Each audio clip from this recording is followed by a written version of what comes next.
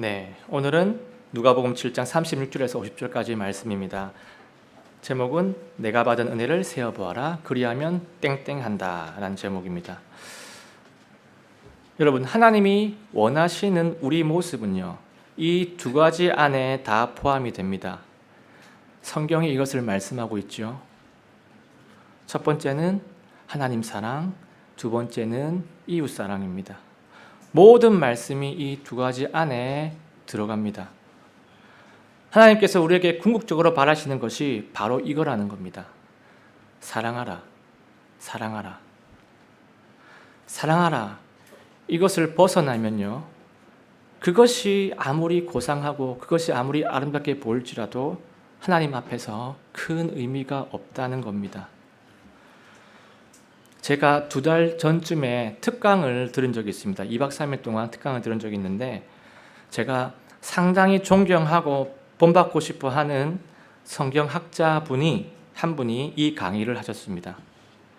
그분은 신학계에서 이제 학문적으로 권위가 아주 높은 달라스 신학교 PhD, 그러니까 PhD는 철학 박사입니다. 철학 박사이시고 교수이시면서 목회도 하시는, 제가 개인적으로 닮고 싶은 그런 성경학자입니다.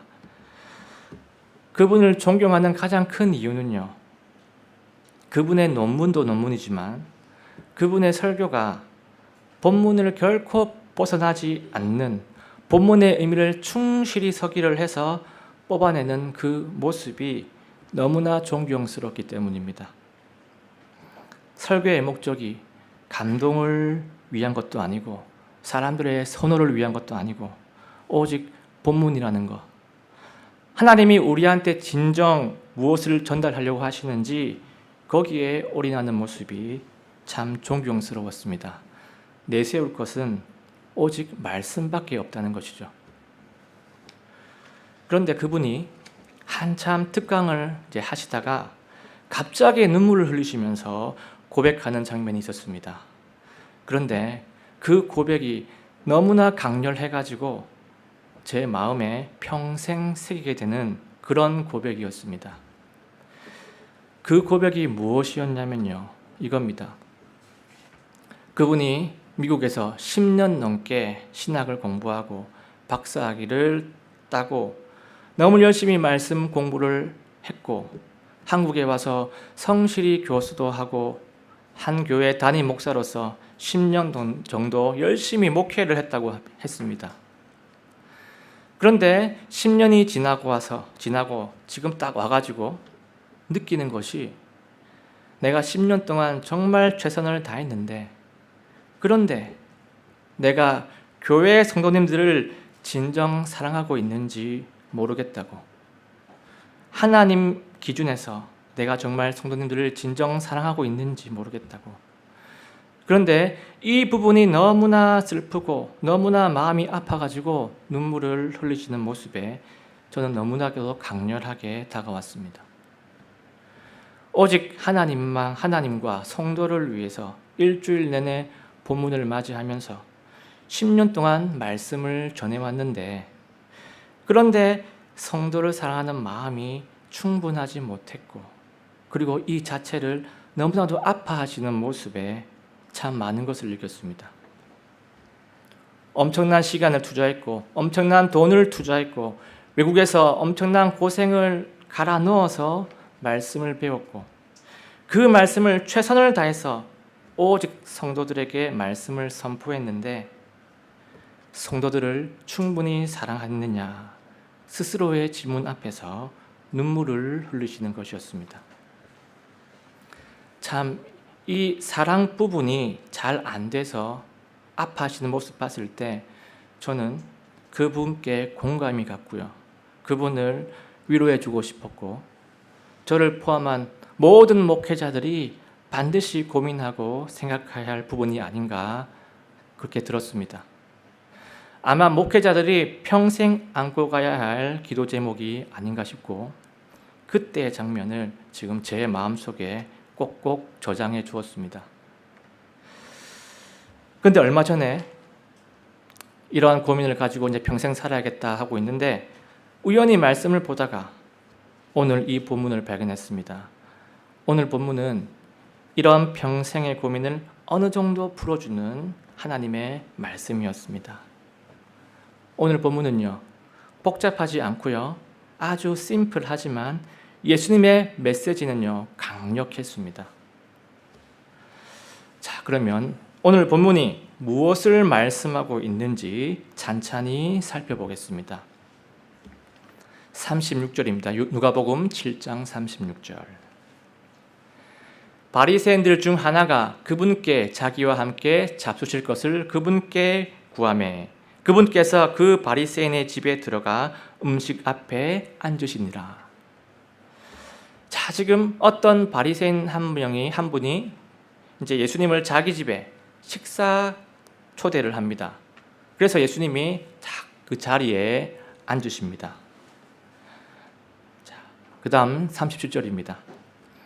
보라, 그 도시에 죄인인 한 여자가 있었는데 그녀가 예수님께서 바리새인의 집에서 음식 앞에 앉으신 것을 알고는 향유를 담은 옥합을 가지고 와서, 자, 지금 죄인인 여자 한 명이 예수님 앞으로 나옵니다.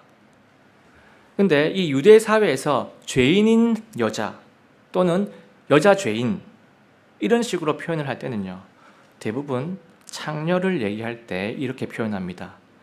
창녀의 관용적인 표현이라는 겁니다. 유대 사회에서 죄인인 여자.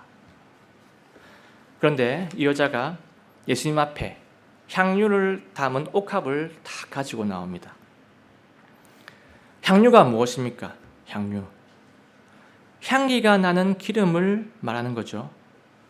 향유는요, 여러 가지 의미가 있지만요, 손님을 극진히 대접하는 의미로서 명품 브랜드 향수 같은 그런 가치로 그 당시에 사용이 됐습니다. 자, 이제 38절로 한번 가보겠습니다. 그분 뒤에서 눈물을 흘리며 그분의 발 곁에 서서 눈물로 그분의 발을 적시기 시작하여 자기 머리털로 발을 닦고 그분의 발에 입을 맞추며 향유를 발에 부으매. 자, 그런데 이 여자는요, 울고 있습니다. 여러분 한번 상상을 해보십시오. 어떤 여자가 갑자기 내 옆에 와가지고 운다고 생각을 해보십시오. 근데 만약에 이 여자가 내가 모르는 여자였다고 한다면요, 상당히 당황스러울 겁니다. 그리고 그 눈물이 지금 내 발에 떨어져 가지고 내 발을 흠뻑 젖을 정도로 운다고 생각을 해보십시오. 뭔가 좀 무섭지 않습니까? 이 생판 모르는 여자가 와가지고 엉엉 운다고 하면은요, 엄청 당황스러울 것 같습니다.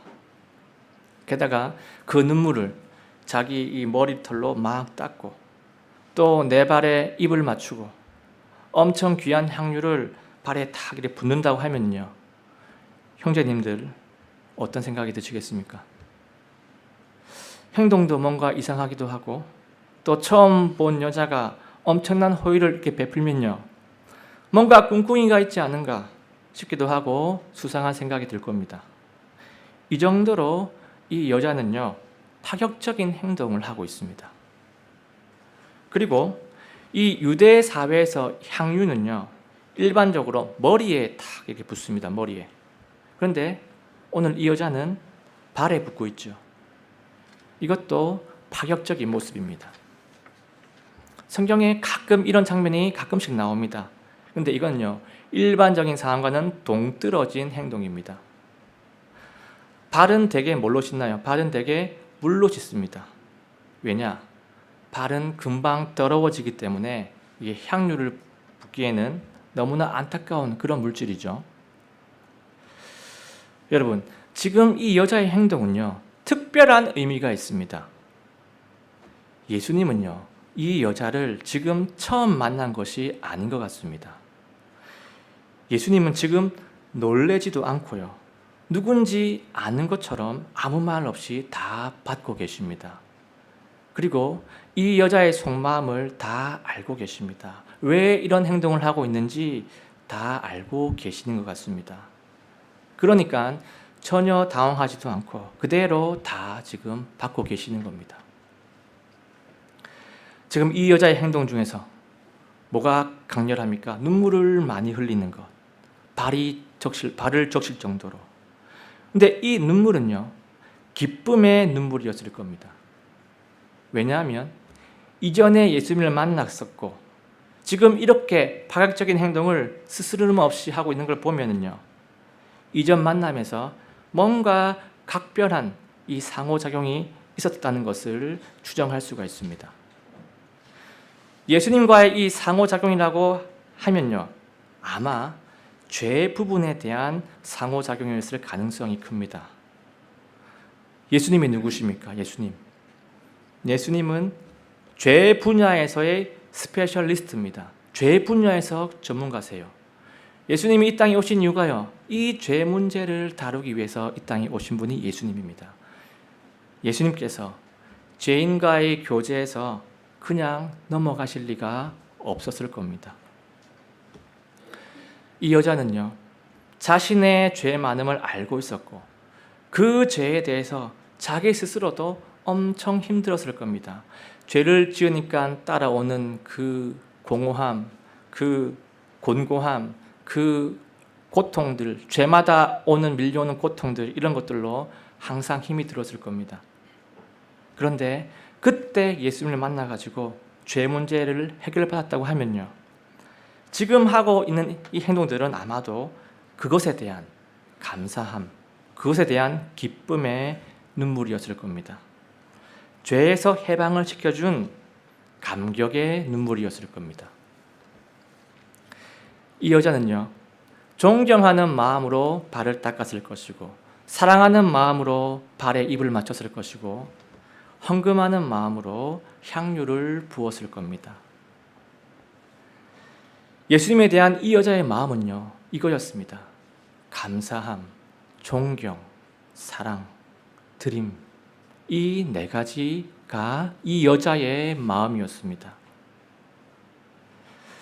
자, 그러면 39절로 가보겠습니다. 이때 그분을 초대한 바리새인이 그것을 보고 속으로 말하여 이르되, 이 사람이 만일 대언자라면 자기에게 손을 대는 이 여자가 누구이며 또 어떤 여자인 줄 알았으리라. 그 여자는 죄인이니라 하니라.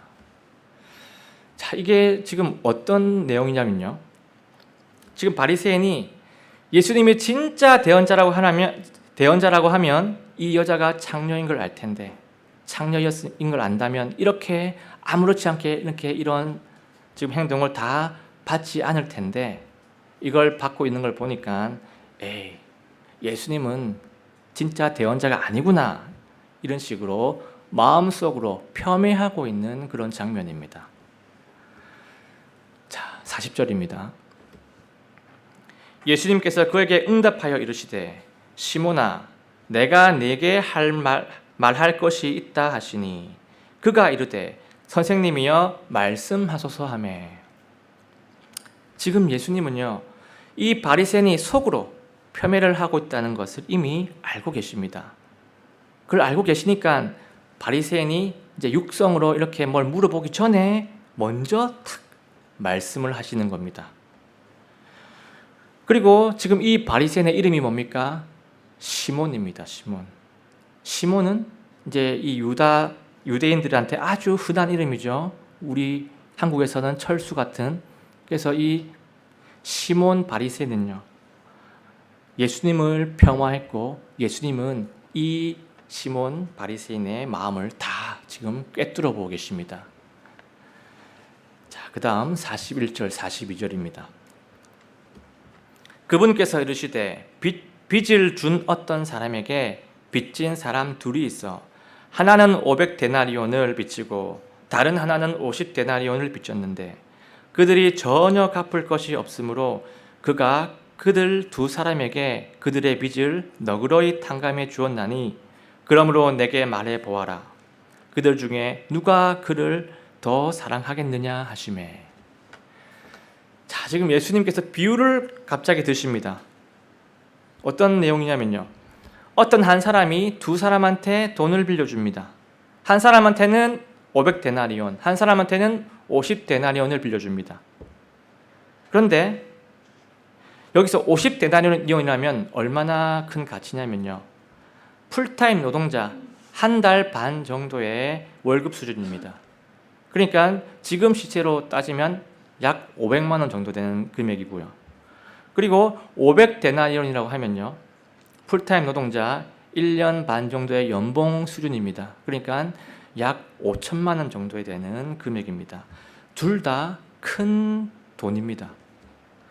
그런데 이 두 사람은 갚을 능력이 없었기 때문에 빌려준 사람은요, 두 사람의 빚을 다 탕감해 줍니다. 이때 예수님이 질문을 하십니다. 두 사람 중에서 누가 탕감해 준 이 사람을 더 사랑할 것 같으냐? 이렇게 질문을 하십니다. 그러니까 43절에 나옵니다. 시몬이 대답하여 이르되 내 생각에는 그가 많이 탕감해 준 사람이니이다 하니 그분께서 그에게 이르시되 네가 옳게 판단하였도다 하시고. 자, 지금 바리새인은 이렇게 답을 하고 있습니다. 빚 탕감을 더 많이 받은 사람이 탕감해 준 사람을 더 사랑할 것 같습니다 라고 대답을 합니다. 그러니까 예수님이 뭐라고 하십니까? 네 말이 옳다, 네 답이 옳다, 이렇게 말씀을 하십니다. 바리새인의 답을 지지를 하시는 겁니다. 이 바리새인의 답변은요, 오늘 사건에서 참 쏠쏠한 역할을 하게 됩니다. 예수님은 이 답변을 그대로 오늘 사건에 적용을 하십니다. 44절에서 46절입니다. 그 여자를 향해 돌아서시며 시몬에게 이르시되 네가 이 여자를 보느냐? 내가 네 집에 들어올 때 너는 내게 발을 씻을 물도 주지 아니하였으나 이 여자는 눈물로 내 발을 적시고 자기 머리털로 발을 닦았으며 너는 내게 입 맞추지 아니하였으나 이 여자는 내가 들어올 때부터 내 발에 입 맞추는 것을 그치지 아니하였고 너는 내 머리에 기름을 붓지 아니하였으나 이 여자는 향유를 내 발에 부었느니라. 자, 지금 예수님은요, 바리새인과 이 여자의 차이점을 말씀하고 있습니다. 너는 손님이라면 당연히 줘야 할 발 씻을 물도 나한테 발 씻을 물도 안 줬고 이 여자는 나한테 눈물도 흘리고 머리털로 내 발을 닦기도 하고 내 발에 입까지 맞추었다. 또 너는 내 머리에 기름도 붓지 않았는데 이 여자는 내 발에 향유를까지 부었다 라고 대조하십니다. 이 말이 무슨 말입니까? 이 말이 아까 예수님이 하신 비유의 원리를 그대로 지금 적용을 시키시고 계십니다. 바리새인 너 행동하고 이 여자 행동하고 차이가 나는 것은 다른 이유가 있는 게 아니고 바로 사랑의 차이다. 이것을 지금 말씀하고 있는 겁니다. 너는 나를 덜 사랑하고 있는 거고 이 여자는 나를 더 사랑하고 있는 것이다. 이것을 말씀하고 있습니다. 그런데 이렇게 너와 이 여자의 사랑이 차이가 나는 것은 다른 이유가 있는 게 아니고 받은 은혜의 차이 때문에 사랑을 주는 마음도 이렇게 차이가 나는 것이다. 이것을 알려주고 계십니다. 내가 받은 은혜의 차이, 그 차이가 바로 사랑의 차이입니다. 예수님이 말씀하시는 사랑의 오늘 본문의 사랑의 원리는요, 이것을 얘기하고 있습니다. 사람이라는 존재는요, 내가 받은 은혜가 없다거나 그 은혜를 모르는데 많은 사랑을 막 줄 만큼 그렇게 훌륭한 존재가 아닐 수 있습니다. 그리고 만약에 받은 은혜가 없거나 은혜를 모르는데 누군가에게 많은 사랑을 막 준다면요, 그것은 사랑도 사랑이지만은 자기 의가 세워질 가능성이 꽤 높습니다. 그러니까 받은 은혜가 사랑을 불러온다는 예수님의 말씀이 공감이 되는 겁니다. 제가 쉬운 예를 한번 들어보겠습니다. 저한테는 신학대학원 동기하고 또 같이 공부했던 선배, 후배들이 있습니다. 그런데 대부분 가난합니다. 당연히 가난할 수밖에 없죠. 왜냐하면 대부분 얼마 전까지만 해도 그들이 다 전도사였습니다. 네, 최근에는 뭐 목사가 된 분이 많지만 원래 전도사였습니다. 우리 이 성서 침례교회는요, 대부분 다 소규모 교회이기 때문에 전도사에게 급여를 충분히 줄 수가 없습니다. 그래서 대부분이 뭐 차상위 계층이라든지 기초생활수급자입니다. 제가 2018년도에 신학대학교 졸업식을 갔습니다. 근데 그때 경기도 이천에 있는 신학대학원에 아내와 아이들을 데리고 갔습니다. 그러니까 이 동기들하고 이 선배 후배들이 처음으로 제 아내와 아이들을 그때 본 겁니다. 자, 그래서 졸업식을 잘 치르고 이제 집으로 딱 오는데 제가 예상치도 못한 이야기를 들었습니다. 누군가가 제 아이들한테 용돈 몇만 원을 줬다는 겁니다. 근데 저는 깜짝 놀랐습니다. 왜냐하면요, 그 사람은 가난했기 때문입니다. 그리고 결혼까지 한 사람이었습니다. 또 자식까지 있는 가장이었습니다. 그런데 가난한 가장이었습니다. 가난해가지고 매달 하나님의 만나를 받아가면서 한 달 한 달 살아가는 그런 사람이었습니다. 그 용돈은요, 몇만 원밖에 안 되었지만요, 그 사람한테 그 돈은요, 몇십만 원의 가치가 있다는 것을 저는 그걸 너무나도 잘 알고 있었습니다. 너무나 큰 은혜라는 것을 저는 그것을 알았습니다. 그 은혜의 가치를 알고 있는 저는요, 어느 순간 그 사람에 대한 사랑이 내가 굳이 노력을 안 해도 저절로 한층 더 높아져 있었습니다. 여러분, 내가 받은 은혜의 가치를 진짜로 안다면요, 사랑이 더해질 수밖에 없습니다. 저는 그때 예수님이 말씀하신 이 사랑의 원리를 깨달았습니다. 은혜를 깨달아야 하는구나. 은혜를 깨달아야 되는구나. 47절로 한번 가보겠습니다. 그러므로 내가 내게 이르노니 그녀의 많은 죄들이 용서되었느니라. 이는 그녀가 많이 사랑하였기 때문이니라. 그러나 적은 것을 용서받은 자, 바로 그 자는 적게 사랑하느니라 하시고. 우리 예수님이요, 오늘 사건이 무슨 사건인지 지금 완벽하게 정리를 해주고 계십니다. 본문의 핵심을 지금 선포하고 계십니다. 바리새인과 이 여자의 행동이 왜 이렇게 차이가 나는지 그 원리를 지금 말씀해 주고 계십니다. 예수님의 답은요, 이 여자가 더 인격이 훌륭하다, 이 여자가 더 선하다, 이 여자가 더 지혜롭고 더 난 사람이다, 이런 얘기가 아니었습니다. 그녀가 더 많은 죄들을 용서받았다라고 말씀합니다. 이 여자가 더 많은 은혜를 받았다는 그런 뜻입니다. 이 여자가 잘나서 예수님을 사랑하고 있다는 게 아니라는 거예요. 이 여자가 성품이 좋아서 훌륭해서 예수님을 사랑하고 있다는 게 아니라는 겁니다. 예수님께서 비유를 드신 이유가 뭐냐면요, 은혜를 많이 받았다고 깨달은 사람은 은혜 준 사람을 더 사랑할 수밖에 없다는 진리를 선포하기 위해서 이 예시를 든 겁니다. 반대로 은혜를 깨닫지 못한 사람은요, 은혜 준 사람을 사랑하지 않거나 적게 사랑할 수밖에 없다는 그런 말씀입니다. 오늘 이 바리새인은 자신이 받은 은혜가 별로 없다라고 생각하는 사람입니다. 왜냐? 자신은 지금 의롭기 때문입니다. 나는 지금 나름 의롭고, 나는 지금 나름 잘 살고 있고, 내 부족함을 해결해 줄 구원자가 필요 없는 사람입니다. 바리새인은 지금 필요한 사람은요, 내 부족을 해결해 주고 내 부족을 채워주는 구원자가 필요한 게 아닙니다. 바리새인은요, 나는 지금 잘 살고 있는데, 나는 지금 의롭게 살아가고 있는데, 다만 필요한 게 있다고 하면은 우리 이스라엘 민족 지금보다 더 발전되게, 우리 민족들 지금보다 더 강대국으로 이끌어줄 슈퍼맨 같은 히어로를 찾고 있는 겁니다. 그러니까 지금 눈앞에 보이는 예수님이 히어로 같지는 않고 왕족도 아니고 제사장도 아니고 또 예수님한테 지금까지 내가 받은 은혜도 없는 것 같고 앞으로도 받을 은혜도 없는 것 같고 받았던 은혜도 없고 받을 은혜도 없다고 생각을 하니까 예수님을 더 사랑할 턱이 없는 겁니다.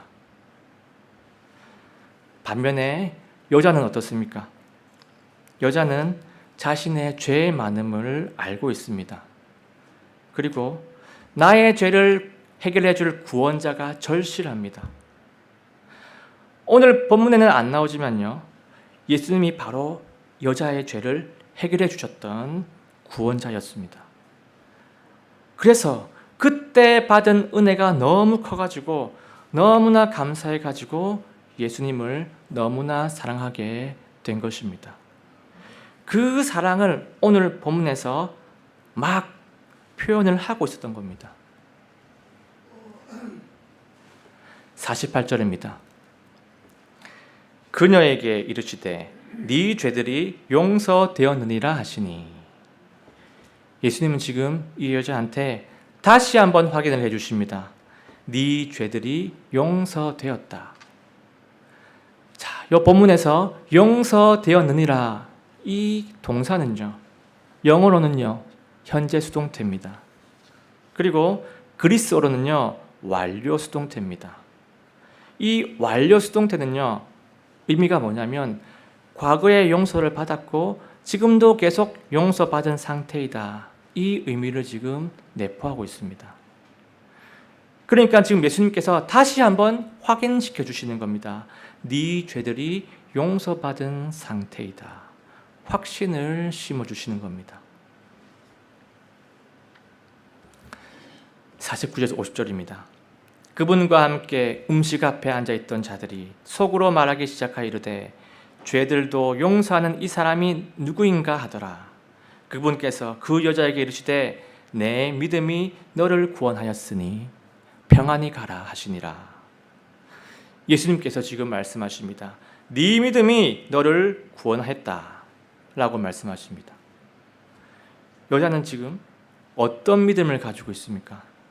예수님께서 나의 죄를 용서해 주셨다는 그 믿음을 가지고 있었습니다. 그걸 어떻게 알 수 있냐면요, 온 동네가 다 알고 있는 죄인인 여자가 감히 예수님 앞에 와가지고 그 몸을 엄청 터치했다는 사실을 보면 알 수가 있습니다. 예수님으로 인해서 이미 죄사함을 받았다는 것을 믿고 있었기 때문에 지금은 내가 더러운 몸이 아니라 사함받은 자기의 머리털로, 사함받은 자기의 손으로, 사함받은 자기 입술로 예수님을 과감하게 섬긴 것입니다. 여러분, 오늘 본문의 포인트는요 다른 게 아니고요 바로 이 질문입니다. 누가 그를 더 사랑하겠느냐? 비유 속에 있었던 예수님의 질문이 포인트였습니다.